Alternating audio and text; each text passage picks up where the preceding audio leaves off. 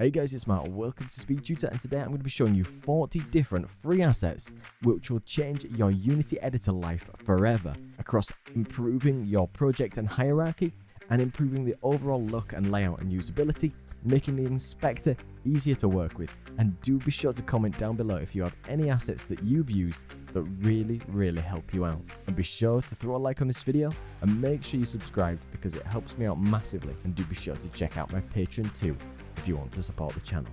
So first of all, we're going to look at an asset called Sortify, which can really help out sorting out your inspector. So once you've got this from the asset store, you've got the basic setup which shows you how to install, but you'll see on the right hand side in the hierarchy, we get some generic icons depending on what components this asset is made out of.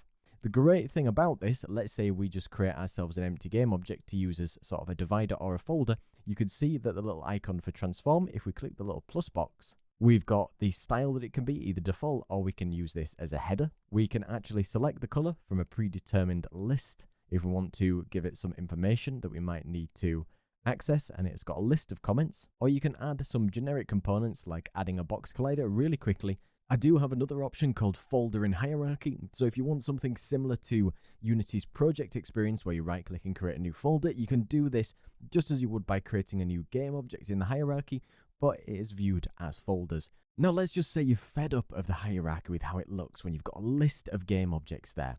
Well, this tool called Hierarchy Sorting Tool can allow you to sort by ascending, descending, by name, and different categories to be able to organize what you've got there if you need to just organize it in a little better way. Now we've got another one called Folder Color, and once that's installed in your project, you can go to any of parts of the project tab where you've got your normal folders. You can right click, choose custom folder, and you can choose a custom color that you might want the folder to be. Now I've got another really awesome one called Pie Tabs, and this allows you to add little tabs across the project bar, and it works great if you've got your project tab across a large area, so you can grab any folder, let's say your scenes folder here, you can grab it and you can dock it here, and then it will always take you to the folder that you need. You can go inside folders, say you want a particular script, and we can just add that to the top there, so it will always take you to the thing that you might be using most often. Now I want to take a look at inspector improvements and ways you can really ignite it to make it better. So we've got the ultimate preview window, and this one is the free version or the community edition, and they do have a pro version which has more features. But when I've installed this into my package, you can see that this is a preview window where you can preview animations on the fly, as I have just filtered by animation clip, and I can click on any one of these animations and I have a custom preview window which is better than Unity's by default, and I can adjust the speed of the playback, and I have lots of settings if I want to disable the skybox or give another color, so I can test these out and they play automatically. Now I've got a really awesome one which is called the custom toolbar. And this toolbar appears at the very top of Unity, as you can see in my preview below. So it's got some Git integration. It's got a way to take screenshots if you want to, because the screenshot settings, and you can capture game view or capture scene view. There's different ways to save player preferences. You can actually play a scene which might already exist within your game. So you can see here, let's say we wanted this scene here, and you can click to play it or move to it, or you can choose to move back to what you were previously using. You've got a play button will actually play the first option in your build profiles or your build settings. You can access layers more easily. You've still got the play pause buttons. You can adjust FPS and other counters, and you can set whether you want to disable domain reload. And you can actually create custom toolbar settings by making adjustments to add your own group or add your own shortcut based on things that you might want to use most often.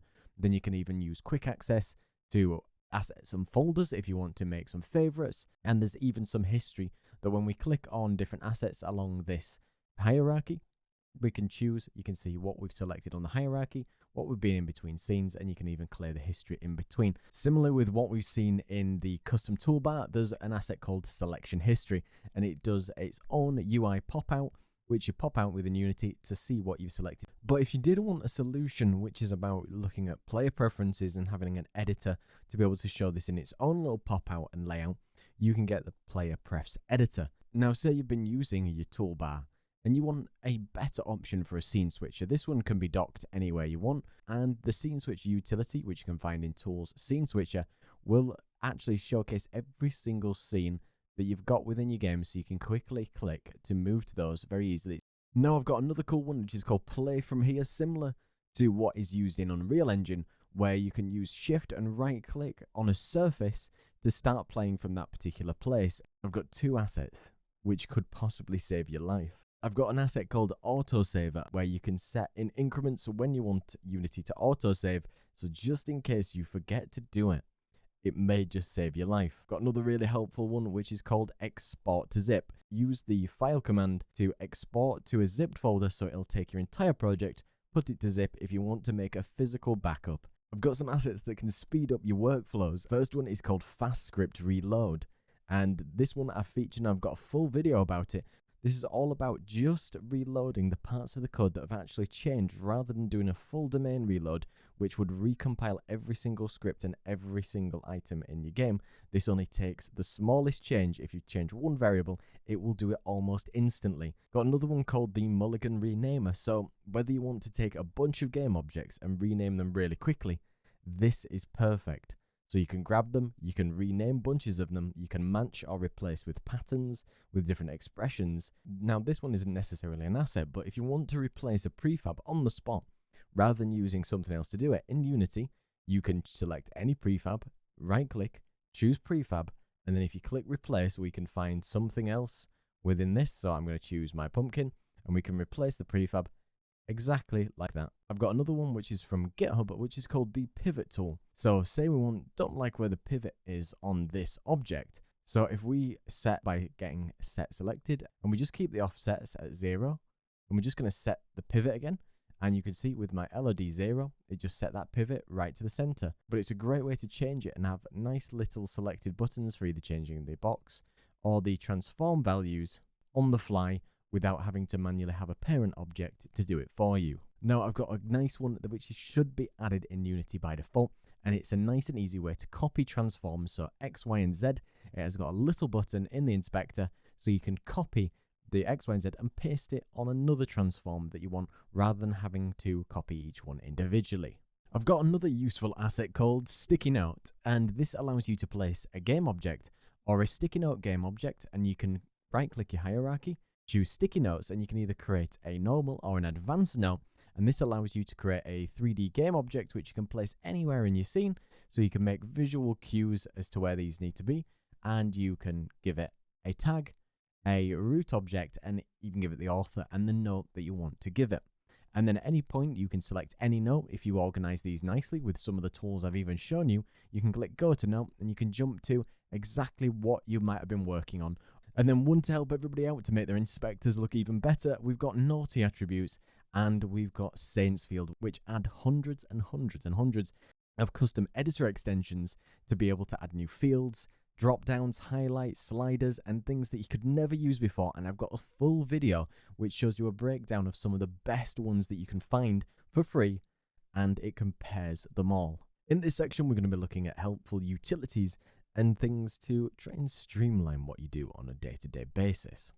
And if you're somebody that loves making a list like me, there's an asset called the task list. And once you've installed this, if you go to Window and then few clicks dev, you can go to the task list. And what you could do, you've got current tasks, backlog, and settings. If you want to set the color of the priority, what you could do is you can just create a new task, and you can see the task here. You can choose to delete or tick that you've completed it. You delete it, move to the backlog, set it as closed, change the priority.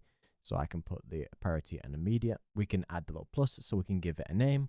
You can give it an order and where you want it to be. You can add any additional context if you need to add a game object or other scenes or other things which link to where that might be really important. If you're somebody who likes to visualize different types of casts, whether that's physics casts, 2D, or overlaps for colliders, this is a great one because it supports all type of casting, and you can see which objects overlap with them if you need a great debugging tool. Similar with that, I've got something called Collide Visualizer.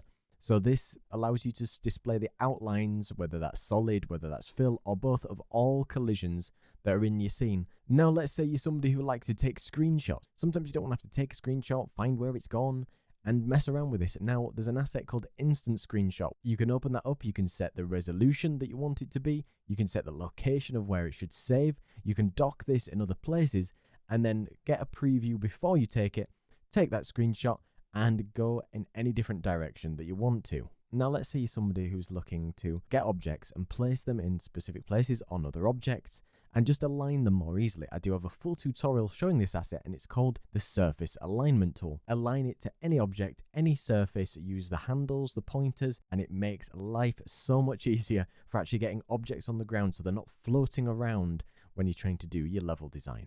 Now, if somebody wants to create icons from 3D objects, you can use something called the object to icon converter. So when you install this, if you go to tools, icon converter, and then you can create new converter. And what this does is it creates a camera and a specific object with loads of settings on it, a nice little script with a name you want to suggest, what file format it should be, the resolution, whether you want a solid background or not, to choose different settings with how you want the preview to look, and it does give you a preview. You can refresh the live preview and change the folder, and when you click save texture, normally when we zoom in and out on the camera, it's not wholly that smooth. Now I've got an asset called smooth scene camera, and now what we've got when this is installed, you'll see that the zoom is much smoother because we can get larger increments between it. So if I disable it again, you can say it's much smaller and a little bit janky. Now we enable it again, we can get bigger jumps and more smoother look to the scene. So I've got the full list of all these assets in the description because I've made a full Unity list. I'll put every single one down in the description so you don't miss out.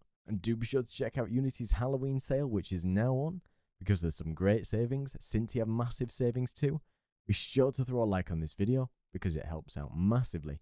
And do check out my Patreon too for over 230 different scripts, assets and projects you cannot find anywhere else. Big thank you to all my patrons. Special thank you to Verishutha and Party of 10 for their amazing support.